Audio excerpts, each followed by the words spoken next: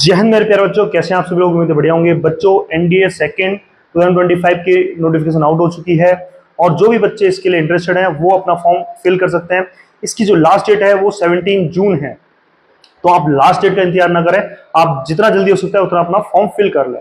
अभी बच्चों काफी कंफ्यूजन रहता है बच्चे को फॉर्म फिल करने में कि कौन कौन बच्चे इसके लिए एलिजिबल हैं, कौन सी एज, किस एज में हम फॉर्म फिल कर सकते हैं और कौन बच्चा इसके लिए एलिजिबल नहीं है। तो काफी बच्चों का ये कंफ्यूजन रहता है। तो आज मैं इस वीडियो के माध्यम से आपके सारे कंफ्यूजन दूर करूंगा कि आपकी एज क्राइटेरिया क्या होना चाहिए, आप कब इसे फॉर्म को फिल कर सकते हैं, डेट ऑफ बर्थ आपकी क्या है कि आप फॉर्म फिल कर सकते हैं।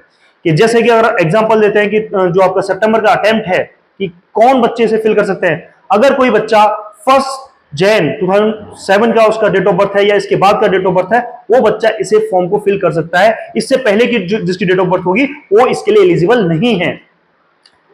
पहली चीज तो ये हो गई। सेकंड चीज जो इसमें आती है हमारी, वो आती है बच्चे सारी चीजें देखते हैं कि सर जो एजुकेशन क्वालिफिकेशन के ऊपर बात करते हैं कि एजुकेशन क्वालिफिकेशन क्या होना चाहिए। कई बच्चों का कंफ्यूजन रहता है कि सर इसमें कई लोग कहते हैं कि हमें मोर देन 60% अगर 12th में आपने स्कोर किया है तभी आप इसके लिए एलिजिबल हो पाते हैं, नहीं तो आप एलिजिबल नहीं हो पाते। एक बच्चे का मुझे कॉल आया, उन्होंने कहा कि सर मेरा जो है 58% है 12th में, क्या मैं एलिजिबल हूं। कई एकेडमी ने मुझे मना कर दिया कि आप एलिजिबल नहीं हो। तो मैं उन्हें बता देना चाहता हूं, बच्चे अगर आपने 12th पास किया है और मोर देन 50% आपके पास है तो आप एलिजिबल होते हो एनडीए का फॉर्म फिल करने में।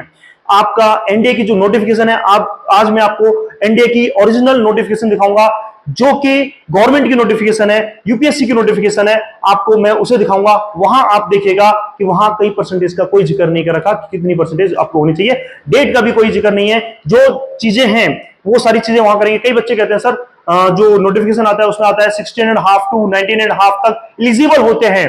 बेटा वो एलिजिबल होते हैं किसके लिए, फॉर्म फिल करने के लिए नहीं, आपका ज्वाइनिंग डेट होती है वो कि आप ज्वाइन करने के लिए एलिजिबल होते हो एनडीए को, ना कि आप वो एलिजिबिलिटी आपकी फॉर्म फिल करने की नहीं है। फॉर्म फिल करने की एलिजिबिलिटी जो होती है वो होती है 15.5 टू 18.5। चलिए थोड़ा सा हम देखते हैं यूपीएससी की क्या गाइडलाइंस है, क्या नोटिफिकेशन है।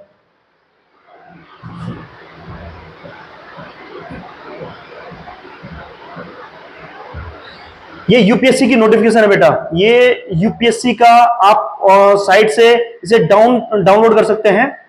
ये यूपीएससी की नोटिफिकेशन है जो कि आपका आई है और इसे आप चेक कर सकते हैं। इसके अंदर सारा डिटेल होंगी, जो चीज है वो आपको यहां मिल जाएगी। आप इधर उधर से इंफॉर्मेशन ना लेके आप यूपीएससी की ओरिजिनल साइट से, ओरिजिनल नोटिफिकेशन से जो है इंफॉर्मेशन ले सकते हैं। सबसे पहली जो चीज आती है मैं आपको दिखाना चाहता हूं, देखिए इसकी जो लास्ट डेट है वो 17 जून है। नेक्स्ट इसमें आता है आपका